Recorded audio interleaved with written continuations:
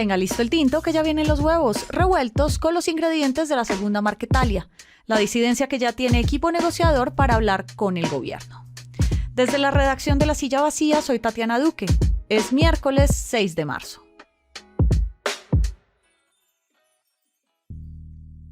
La segunda Marquetalia salió a la luz pública por allá en 2019, cuando Iván Márquez traicionó el acuerdo de paz y volvió a la selva, esta vez en Venezuela. Tiene unas 1.700 personas en armas y 15 frentes a hoy. Su crecimiento se estancó y más que un secretariado como las extintas FARC, la segunda Marquetalia funciona como una coalición de 3 grupos. El de Márquez, otro grupo con presencia sobre todo en Putumayo y un grupo adicional en Nariño. 9 miembros de esta disidencia ya fueron reconocidos por el gobierno Petro para negociar y ya el gobierno tiene a un jefe negociador. Hoy hacemos la radiografía de la disidencia que se sentará a hablar con el gobierno en medio de muchas dudas jurídicas. Juanita Vélez y Kyle Johnson son los cofundadores de CORE, una organización que sacó un detallado informe del estado actual de esta disidencia. Gracias por pasar por acá. Hola Tati, muchas gracias por invitarnos. Gracias por la invitación. En el informe lo primero que sorprende es que la segunda Marquetalia sean 3 salas. ¿Cómo está formada la disidencia en este momento y por qué afirman que de esas 3 salas hay una que es la más débil, que es la de Márquez? Entonces, la segunda Marquetalia tiene 3 como alas, 3 unidades principales adentro. Uno es Comandos de la Frontera, que opera en Putumayo, Caquetá, Amazonas y un pedacito de Cauca. Y después tiene una cosa que es la Coordinadora Guerrillera del Pacífico. Esas son sus unidades más fuertes. Comandos de la Frontera, la lidera alias Araña, y la Coordinadora del Pacífico la lidera alias Diego. El ala FARC-EP, que es como el ala de Márquez, ese es el que no ha crecido. Ese es que está muy estancado. Y en parte porque enviaron ciertas personas de distintas partes del país para crear estas unidades. Se encuentran con dificultades en reclutar, dificultades de establecer redes económicas, salvo quizás en el caso del Paisa, que el Paisa va a Caquetá, recrea la Teófilo Forero y el Paisa tiene legitimidad, tiene una base social, tiene redes económicas, tiene todo para que tenga una unidad exitosa. Y lo matan. Creo que otro factor que tenemos en el informe es que los liderazgos de, sobre todo el ala FARC-EP, como Iván Márquez, pues son líderes viejos, y lo que vimos al final es que los líderes viejos no necesariamente están significando unidades más fuertes, y eso también puede explicar de pronto esa debilidad, ¿no? Como otro factor adicional. Hablamos de las disidencias de Mordisco, que son el Estado Mayor Central. ¿Está bien decir que la segunda Marquetalia es la disidencia de Iván Márquez o solo un ala es Iván Márquez? No, es el ala probablemente más débil, realmente. Porque tienes unas como unidades dispersas en el país que, digamos, la más fuerte, de hecho, la más fuerte es el Frente Acacio Medina de John 40, y eso opera más que todo en Venezuela. Entonces, su unidad más fuerte ni siquiera está en el país, digamos. Pero Márquez es uno de los líderes. Pero Araña, que es el jefe de Comandos de la Frontera, hay que también tenerlo en cuenta. Porque sus intereses son distintos a los de Márquez. Entonces...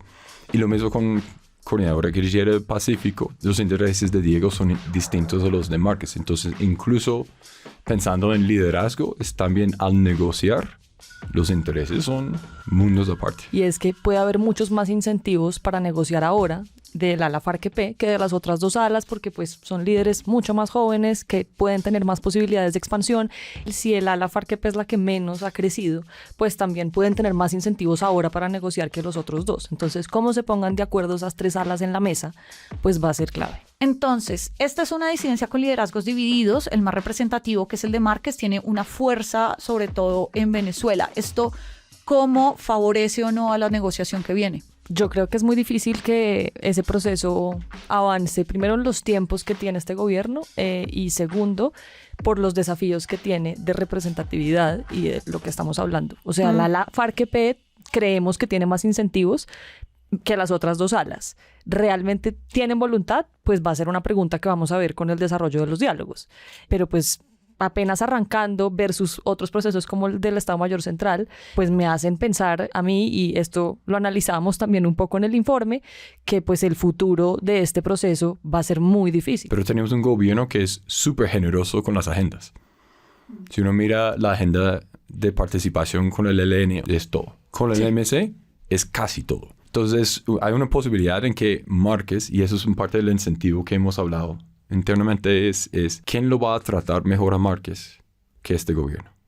O sea, ningún otro gobierno seguramente querrá negociar con él. El gobierno ya reconoció a 9 personas de la Segunda Marquetalia como las negociadoras. ¿Cuál es la radiografía de estos 9 negociadores? ¿De qué alas vienen? Hay 4 personas del ala FARC-EP. Entonces, ese balance, el ala débil tiene la mayor cantidad de gente, aunque pues no es que muchos, son 9 personas. Entonces, hay 2 que son de comandos de la frontera y lo interesante aquí es Araña. El jefe máximo de comandos de la frontera está ahí. Sí. Y finalmente hay 3 personas de Nariño, de los cuales me parece más interesantes Allende.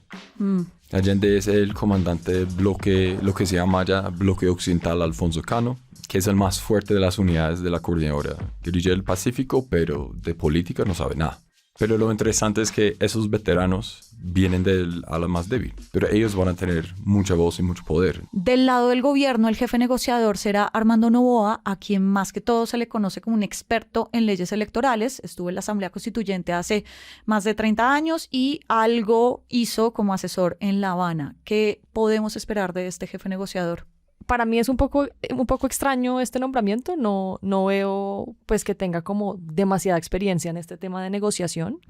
Y pues creo que eso va a ser un desafío porque además se sienta a negociar con alguien que sí tiene muchísima experiencia en negociación y que fue el jefe negociador del Acuerdo de Paz de La Habana. Y lo traicionó, sí. Pues Noboa, que tiene algo de perfil político y tenga como un socio en la mesa que es muy técnico en negociar. Un poco lo que, simplificando y sin ganas de ofender, lo que vivimos con Sergio Jaramillo y Humberto Lacalle. Realmente, si algo termina pasando así, bueno, puede tener algo de sentido, pero así solo... Finalmente, ¿cuáles retos ven del gobierno al negociar con un grupo dividido, con una situación jurídica de un traidor al acuerdo en 2016 y con tanta negociación múltiple? Que el gobierno mire a ver cómo va a ser para que estas 3 alas realmente pues se pongan de acuerdo y que lo que se acuerde realmente sí aterrice en los territorios, pensando en que estamos hablando de un grupo sobre el que tenemos esa evidencia de que es una coalición. O sea, ahí va a haber un desafío. Creo que otro desafío que planteábamos era qué va a pasar el día después de la participación de la sociedad civil, que es otra apuesta grande de este proceso, y es que la sociedad civil tenga un lugar central. ¿Qué va a pasar con esas personas que participen? ¿Qué tan representativa va a ser esa participación? Que no solamente sean las voces que el grupo quiera darles el micrófono, sino que sea todas las voces. 2, el tema jurídico. ¿Qué se le puede ofrecer? No hay un marco jurídico en este momento. No tenemos una ley de sometimiento de ninguna forma. No tenemos claridad jurídica incluso qué puede pasar con el ELN. Por ejemplo, hablamos con Diego una vez y él dijo como yo no quiero volver a la cárcel. Punto. Eso era un tema súper fuerte con él. El incentivo más claro de negociar un acuerdo se puede ver con Márquez en esta negociación. O sea, su incentivo es mucho más claro de lo que existe en el MC y el ELN. Pero probablemente va a haber la resistencia política más grande de la sociedad colombiana frente a este tema. Entonces, balancear como todas esas cosas va a ser supremamente difícil, especialmente con un gobierno que se ha mostrado generoso con definir agendas. El informe completo lo va a encontrar en la descripción de este episodio. Juanita, Kyle, gracias por pasar por acá. Muchas gracias, Tatiana, por invitarnos a estos juegos. Sí, muchas gracias, Tati, por la invitación. Y arranca el día con estas movidas. En 16 ciudades están programadas para hoy marchas de la oposición al gobierno y a las reformas del presidente. Que no hubo irregularidades en La Plata que entró a la campaña presidencial, dijo Ricardo Roa, el exgerente de la campaña del presidente Gustavo Petro, ayer ante el Consejo Nacional Electoral. Y para el 28 de julio de este año quedaron las presidenciales en Venezuela. Hace menos de una semana, Maduro dijo que serían en el segundo semestre de este año. Toda la movida de poder ya está al aire en lasillavacía.com, en las redes y en el en vivo. Y por acá cada mañana estará listo su desayuno político favorito. Con la producción de Fernando Cruz y de Juanita Escobar, yo soy Tatiana Duque. Nos escuchamos mañana.